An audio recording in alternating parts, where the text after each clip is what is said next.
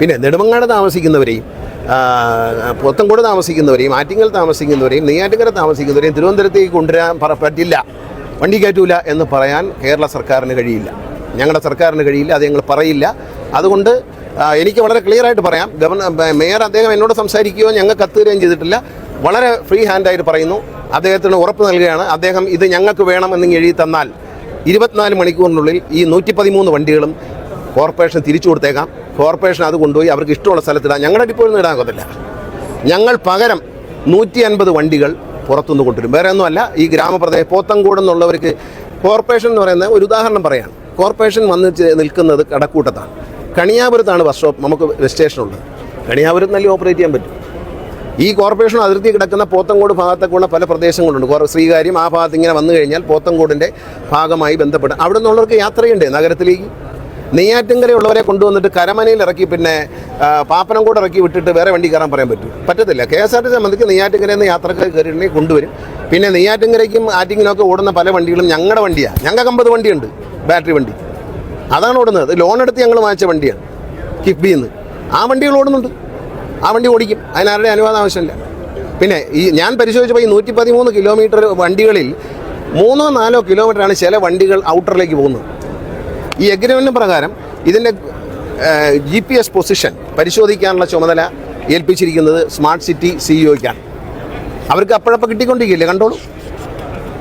ആവശ്യമില്ലാത്ത കാര്യങ്ങൾ പറയണ്ട, ഇങ്ങനെയുള്ള കാര്യങ്ങൾ പറഞ്ഞ് രാഷ്ട്രീയം അതല്ല.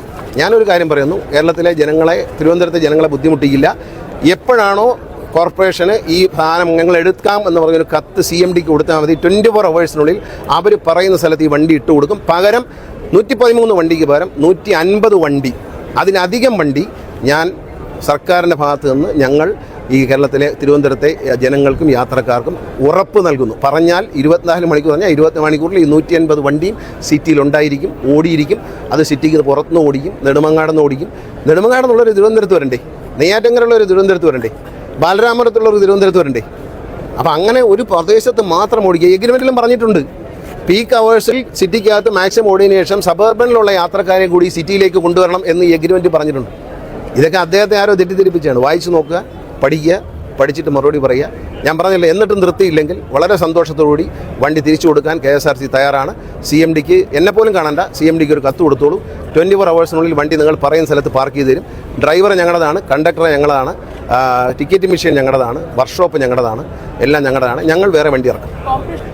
അല്ലാതെ ഇതുകൊണ്ടെന്തോ KSRTCക്ക് ഒരു പണി കിട്ടി, ഒരു പണിയില്ല. എടുത്തോ, അടുത്ത വണ്ടി 113 വരെ 150 വണ്ടി ഞാൻ തിരുവനന്തപുരത്തെ ജനങ്ങൾക്ക് ഓഫർ ചെയ്യുന്നു.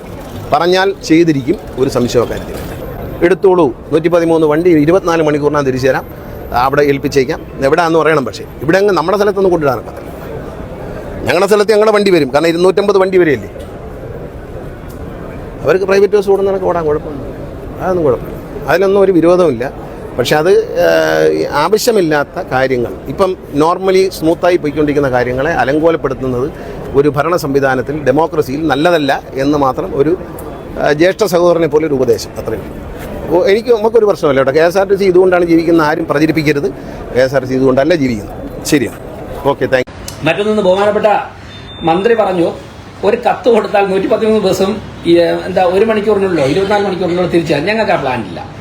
കാരണം ഈ ഇലക്ട്രിക് ബസ്സുകളെ കുറിച്ച് അന്വേഷിച്ചാൽ നിങ്ങൾക്കറിയാം, അതിൽ ഏറ്റവും പ്രധാനപ്പെട്ട ഘടകം അതിന്റെ ബാറ്ററിയാണ്.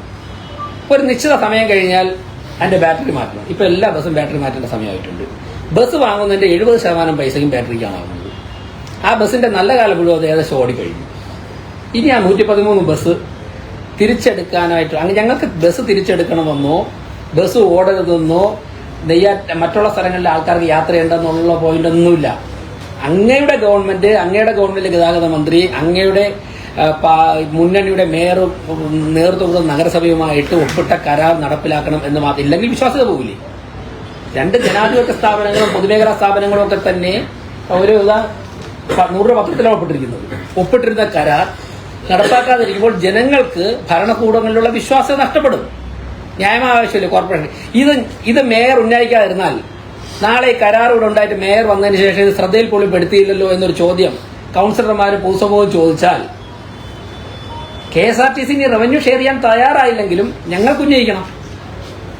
അടുത്ത നടപടിയിലേക്ക് പോകണം. എന്തായാലും ഇത് തർക്കുത്തരം പറയാനോ ഗുസ്തി മത്സരത്തിനോ ഒന്നുമല്ല ഞങ്ങൾ ഈ വിഷയം ഉന്നയിച്ചത്. അതിനൊന്നുമില്ല.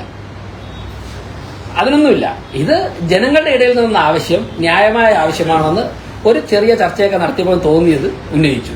അടുത്ത സ്റ്റെപ്പ് പിന്നെ നോക്കാം. മറ്റൊന്ന്, ഇപ്പോൾ ഇങ്ങനെ വന്ന പശ്ചാത്തലത്തിൽ 113 ബസ് ഞങ്ങൾക്ക് തരാം, KSRTC സ്റ്റാൻഡിൽ ഇനി ഇടാൻ പറ്റില്ല എന്നൊക്കെ വാർത്തകളുണ്ട്. ഞാൻ അദ്ദേഹം പറഞ്ഞുള്ള വാർത്തകളുണ്ട്. ബസ്സുകൾ KSRTC സ്റ്റാൻഡിൽ തന്നെ ഞങ്ങൾ കിടക്കുള്ളൂ ബസ്സുകൾക്ക് നിർബന്ധമൊന്നുമില്ല. കോർപ്പറേഷൻ ഇഷ്ടംപോലെ സ്ഥലം വേക്കൻറ്റ് ലാൻഡുണ്ട്. അങ്ങനെ ഒരു ഘട്ടം വന്നു കഴിഞ്ഞാൽ 100 or 1000 ബസ്സൊക്കെ ഇടാനുള്ള സ്ഥലമൊക്കെ കോർപ്പറേഷനുണ്ട്. പക്ഷെ ഞങ്ങളിപ്പോൾ അത്തരത്തിലുള്ള ആലോചനയൊന്നുമില്ല. അങ്ങനെയുള്ള ആലോചനയൊന്നുമില്ല. മറ്റൊന്ന്, ഇനി വേറെ ഒരു സാഹചര്യത്തിൽ പുതിയൊരു പ്രോജക്റ്റിന്റെ ഭാഗമായിട്ട് കേന്ദ്ര സർക്കാർ അങ്ങനെയൊക്കെ വരികയാണെങ്കിൽ ഈ അനുഭവം മുൻനിർത്തിക്കൊണ്ട്, ഈ കരാർ എഴുതി വെച്ചിട്ട് കരാർ ലംഘിച്ച അനുഭവം മുന്നിൽ നിർത്തിക്കൊണ്ട് ഒരുപക്ഷെ കൗൺസിൽ ചർച്ച ചെയ്യാനുള്ള അധികാരം കൗൺസിലിനുണ്ടെന്നുണ്ടെങ്കിൽ നിയമവിദഗ്ധരുമായിട്ട് ആലോചിച്ചിട്ട് അക്കാര്യങ്ങൾ ചർച്ച ചെയ്യും. കാരണം ബസ് നടത്തുന്നത് സ്വകാര്യ വ്യക്തികൾ തന്നെ 100 കണക്കിന് ബസ് ഓടിക്കുന്നില്ലേ.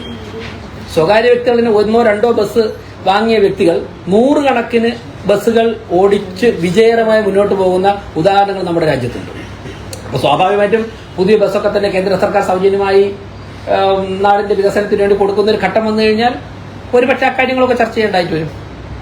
അപ്പോൾ ഇത്രയും കാര്യമാണ് എനിക്ക് പറയാനുള്ളത്. മറ്റൊന്നൊരു ചാനൽ വാർത്തയായിട്ട് കണ്ടത് നെയ്യാറ്റിൻകരയും നെടുമങ്ങാടും ഒക്കെ ഉള്ള ആൾക്കാരൊക്കെ വരണ്ടേ. അങ്ങനെയൊന്നും നമ്മൾ പറഞ്ഞില്ല. തിരുവനന്തപുരത്ത് ഞാൻ നെടുമങ്ങാടുള്ള ആളാണ്. ഞാൻ KSRTC ബസ്സിൽ യാത്ര ചെയ്ത് പഠിക്കാൻ പോവുകയും ജോലിക്ക് പോവുകയും കോടതിയിലൊക്കെ പോയിട്ടുള്ള ആളാണ്. നെയ്യാറ്റിൻകരയും നെടുമങ്ങാടും ഒക്കെ ഉള്ള ആൾക്കാർക്ക് പോകണം. അത് ഇതിനേക്കാൾ നല്ലത് കുറച്ചുകൂടെ വലിയ ബസ് ഓടുന്നതായിരിക്കും.